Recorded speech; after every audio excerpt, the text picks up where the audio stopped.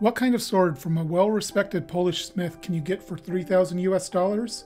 For that price tag, I expect something that hews very closely to historical norms, a high degree of fit and finish, and excellent attention to detail.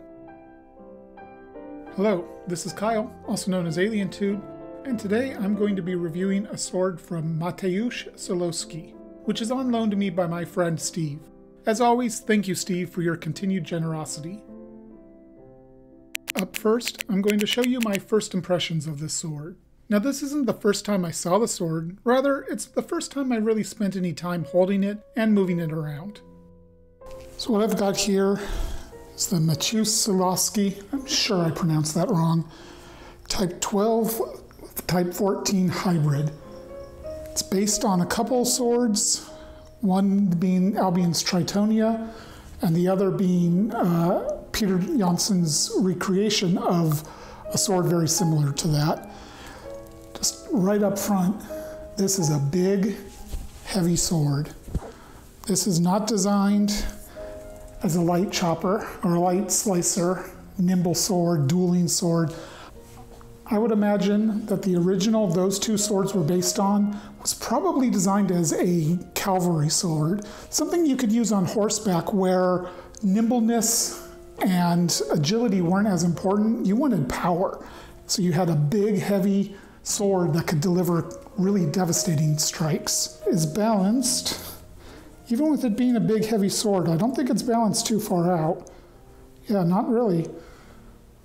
So it's balanced right around 4.5 inches, maybe 5, which is not bad at all for an arming sword, especially one with this broad of a profile. Look at that. That is a hefty blade right there.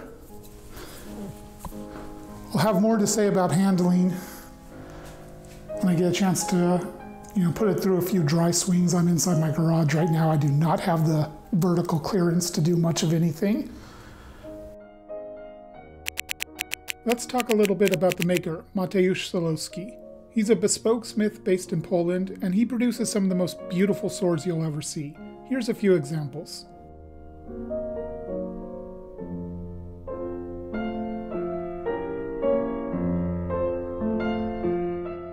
Simply stunning work. If you're interested in commissioning a sword from Mr. Sulowski, your best bet is to contact him either via email or his Facebook page. I've linked his website and Facebook page below in the description. I believe he currently has at least a 1-year wait list, and the prices for his swords range from around €2,000 all the way up to 5,000 plus. The sword I'm reviewing today would cost you €2,700, about $3,000 US. Classifying this sword into a representation of a specific oakshot type is a little complicated. Mr. Sulowski himself lists it as a Type 12, Type 14, and I can see why the blend. It's got the very broad base of a Type 14, but a profile taper that's more akin to a Type 12. The blade length, just over 32 inches, lends itself more to a Type 12, and overall I'd personally consider it closer to a 12 than a 14. Interestingly, the Albion Tritonia, one of the inspirations for this sword, is representative of a 13B. If you'd like to know more about the characteristics of a Type 12 sword, check out my review of the Albion Knight, linked here and in the description. Let's take a look at the scabbard. So the scabbard here, the fit, absolutely no rattle whatsoever. Doesn't come out, even with a good shaking. Let's try flipping it around.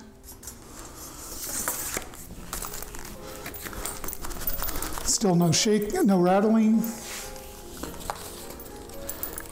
Retention is absolutely perfect, and it takes no effort to actually draw it out of the scabbard. The fit here is absolutely outstanding.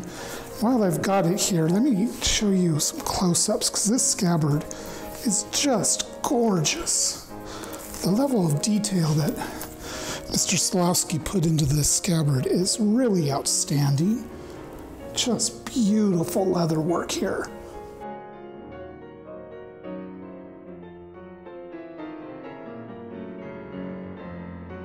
The lighting in that clip wasn't the best, so here's some more footage of the scabbard where you can better appreciate the superb leather tooling. This is just top-notch work right here.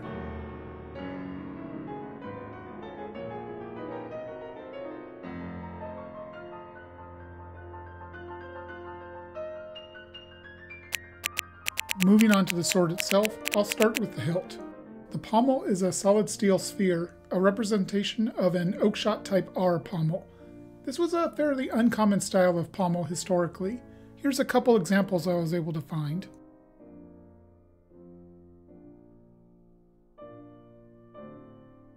This one has a nice floral piece attached to the end, made of either brass or bronze, and the whole thing is peened quite nicely. The finish is a bright satin, with some tool markings still visible, and some slight scuffs and discolorations that are all but impossible to avoid with sword ownership. A nice aspect of this type of pommel is there's no hot spots here. In fact, I'm not even sure if it would be possible to have a hot spot. So obviously, the pommel doesn't interfere with gripping the sword in any way during handling. Speaking of gripping, the grip on the sword is a wood core with leather wrap and a crisscross X pattern of risers. The seam, rather than being glued down and made as unnoticeable as possible, is immediately obvious and has prominent stitches holding it together. Thankfully, the stitches aren't hard or rough on the hands, and they can actually provide some extra feedback for edge alignment. The shape and design allow me to keep a very firm grip on the sword. I've recently seen a test that Mateusz Johnsson does, where he grips hard with one hand and attempts to rotate the sword by the crossguard with the other. A grip that works well should allow you to lock the sword in place and not let it rotate. When I try that with this sword, it works perfectly. I keep the sword exactly where I want it. Aesthetically, I like the look of the risers here, but I don't think it will surprise anybody familiar with this channel that I prefer the more common fine cord wrap texture. Functionally, I think they're equivalent. I just happen to like the way the corded texture looks. The crossguard is representative of an oakshot type 2, with the ends of the quillons flaring out to a squarish octagon. It's a classic, understated design that works really well for this sword. All of the corners have been given attention to ensure they don't bite into the hand. The gap where the blade meets the guard is well formed, but it could be smaller. Looking at the gap closely, like in this picture, you can tell that the sword is handmade by the slight variation on both sides. There's incredibly minor differences here, easily acceptable to all but the most fanatic expectations of symmetry. Moving on to the business end, the blade. As always, here are my measurements of the sword. So if my previous commentary, pictures, and videos haven't convinced you of its size, I have to assume these stats will. It's a great, big, beefy sword that is frankly intimidating as hell. It starts at just over 5 mm thick and features a linear distal taper, eventually ending just under 3 mm near the tip. This is a stout cross-section that makes the blade quite stiff. As you can see here, it wasn't easy to flex it much. The percussion nodes are exactly where I would want them. The blade node is right near the end of the fuller, and the hilt node a little below the crossguard, right where I grip it. The blade's finish is a beautiful satin that has developed a few scuffs here and there. I personally don't think that they detract from its appearance. The finish matches the crossguard, although I think the pommel ends up being a little shinier than the rest of the visible steel. Looking at the fullers, they're nicely formed, running straight with just a tiny wobble in the edges here and there, only noticeable with extreme close-ups. They terminate in a gentle blending into the lenticular cross-section, and while they don't end at the exact spot on both sides of the blade, it's very close. The blade's profile is obviously quite broad, and it gradually tapers over the course of the blade, getting narrower quicker as it nears the tip, which is quite acute and very well formed. While this is a sword that is clearly designed for cutting, I think it would probably do quite well in thrusts too. The edge geometry is excellent. It's one smooth bevel all the way to the edge, which should make for a very efficient cutting, and the sword is very sharp. It's not quite hair-shaving sharp, but it's not far off. So how does a big, hefty sword that's a little over 3.5 pounds handle? It's an interesting question. It's balanced at 5 inches, and the tip weight I measured is 380 grams, which is quite high. This gives the sword a forward-heavy feeling that tells me it was never designed to be an agile dueling sword. As I mentioned before, I think it's likely the original swords like this one were intended to be used on horseback, where nimbleness isn't necessarily an important factor.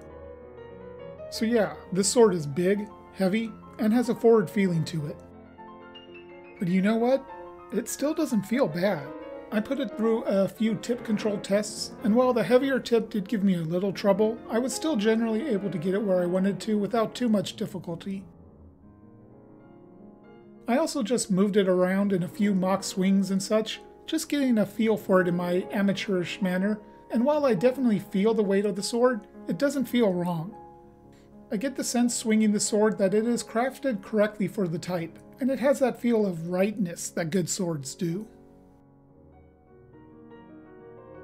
I won't be doing any cutting with the sword, and I'm going to hold off on any comparisons. I expect to post a review of the Albion Tritonia, one of the inspirations for this sword, in 4 weeks, and I'll have comparisons between the two swords in that review.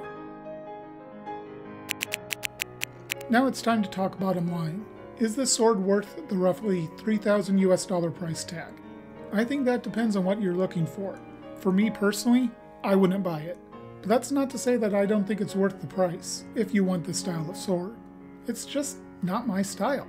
But if you're looking for a historically inspired heavy cavalry sword appropriate to the 13th and 14th century, I think you're going to be hard-pressed to find something better. I've wanted to own something from Mateusz Sulowski for a while now, and getting the chance to review this sword has only enhanced that desire. The craftsmanship on display in this sword is just phenomenal. Everything about it speaks to a great deal of skill and high attention to handcrafted detail. So my bottom line is that yes, it's worth the price, for somebody else.